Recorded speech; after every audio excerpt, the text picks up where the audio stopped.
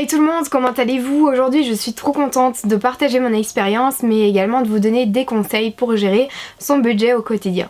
Avant toute chose, pour commencer cette vidéo, le premier conseil que j'ai à vous donner, et je donne à peu près ce conseil dans tous les domaines, mais c'est vraiment très important pour votre bien-être, pour votre épanouissement personnel, c'est de ne pas se comparer aux autres.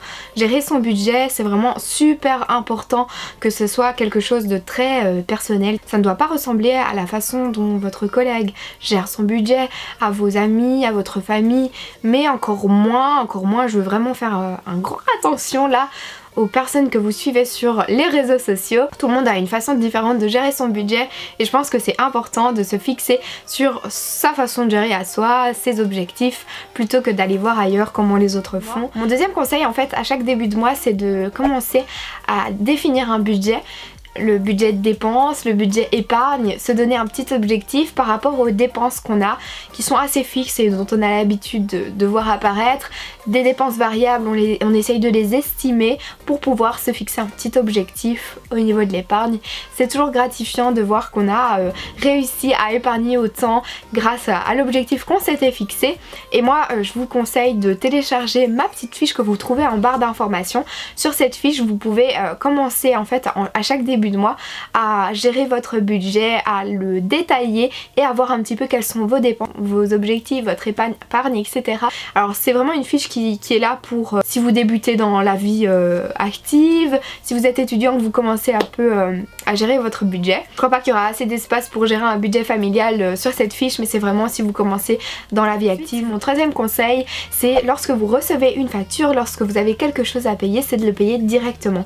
Si vous recevez une facture et que la date c'est dans 2 mois, utilisez vraiment la fonction mémo virement, ça va vous permettre d'éviter d'avoir quelque chose qui traîne pendant quelques semaines et puis d'oublier. Vous le classez directement dans une farde où vous mettez toutes vos factures. Moi ce que je fais une fois que ma facture est payée, c'est que je mets payer le et je mets la date exacte, comme ça je sais m'y retrouver par rapport à mes extraits de compte. Pour mon quatrième conseil, c'est bien sûr de mettre de l'argent de côté pour son épargne, et quand je mets de l'argent de côté, moi je fonctionne d'une manière assez spéciale, je veux dire. Je crois pas que tout le monde fonctionne comme ça et c'est peut-être pas la meilleure des manières. Quand je reçois mon salaire du mois, moi je reçois toujours en début de mois, et ce que je fais c'est que dès que je l'ai reçu, je retire une partie que je mets sur mon compte épargne. Comme ça, directement la somme que je me suis fixée à épargner, elle est directement sur mon compte. Ensuite le reste, je me dis on verra bien selon les dépenses que j'ai à faire du mois. Soit je prends... Mon prochain conseil, c'est super important, c'est de se renseigner sur les remboursements qui sont possibles, que ce soit pour des vaccins, que ce soit pour des opérations, que ce soit pour des activités. Il y a beaucoup de choses qui sont remboursables, mais en fait on n'est pas au courant, donc si on fait pas les démarches nous-mêmes, qui nous met au courant? Personne. Donc c'est vraiment bien de se renseigner. Par exemple ici en Belgique, je sais pas du tout comment ça fonctionne ailleurs, mais quand vous êtes affilié à une mutuelle, allez sur le site de la mutuelle à laquelle vous êtes affilié et vous pouvez avoir des remboursements. Je me suis renseignée par exemple avant de partir à Bali, je devais faire un vaccin et j'ai été voir en fait si le vaccin sur le site de ma mutuelle était remboursé. Si je n'allais pas voir par moi-même le remboursement de ce vaccin, et bien en fait... mais j'étais pas au courant de ça et je le payais à 100%. Même chose pour les activités sportives. Si vous faites un sport quelconque, si vous faites ça dans les règles et que c'est bien quelque chose qui est déclaré, je vais dire, au niveau du sport, et bien sachez que vous pouvez être remboursé une partie de votre paiement annuel. Donc c'est toujours ça de gagner, et franchement faites compléter ça par votre organisme de sport et ensuite envoyez-le à votre mutualité.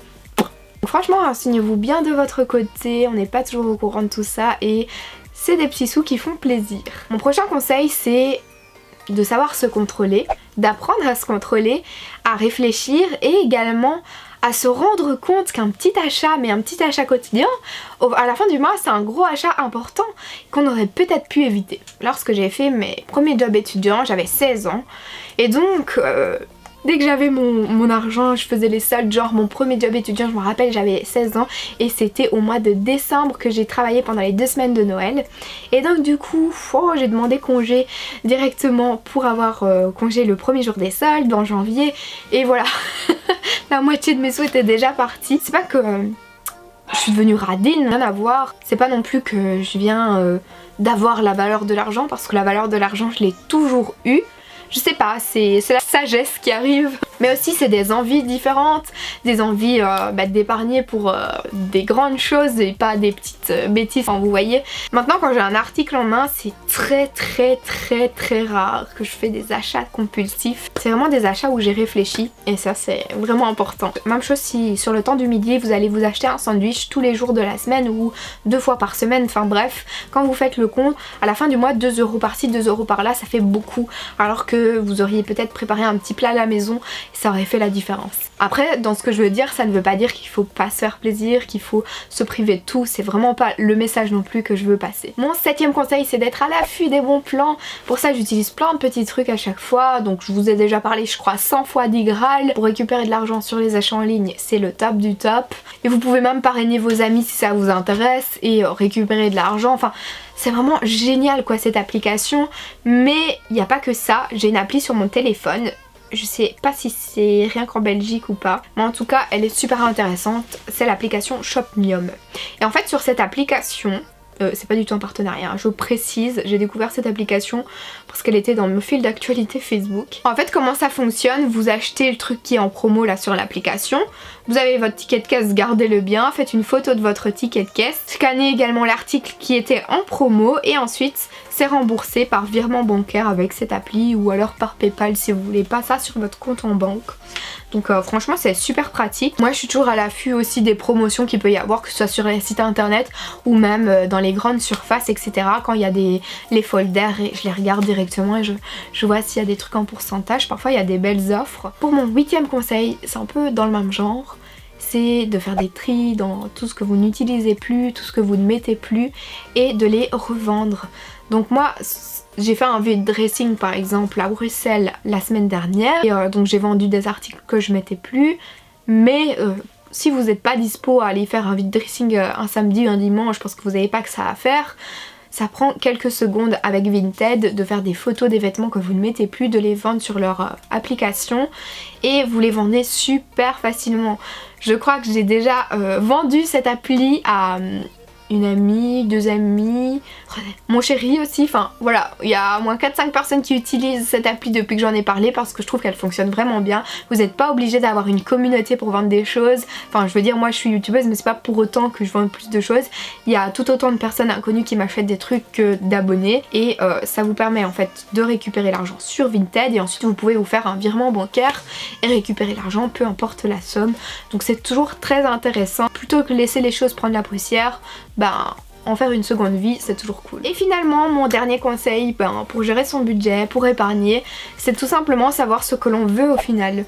Si vous avez un objectif pour tout ça, si vous voulez acheter une maison, acheter une voiture, acheter un sac, enfin ça peut être n'importe quoi selon l'âge que vous avez, selon vos possibilités à vous, mais n'oubliez pas vos objectifs, vos petits rêves dans le coin de votre tête. Il ne faut pas non plus serrer trop la ceinture et se priver de tout, il faut savoir se faire plaisir, mais je pense que il faut pas exagérer non plus et savoir trouver le juste milieu pour être heureux. J'espère sincèrement pouvoir vous aider à travers mes conseils et cette vidéo.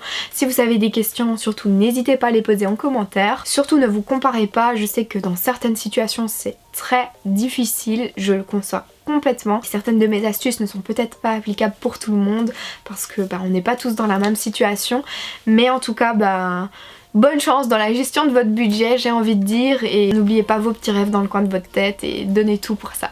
Voilà, j'espère vraiment vous avoir aidé, je vous fais plein de gros bisous et je vous dis à la prochaine.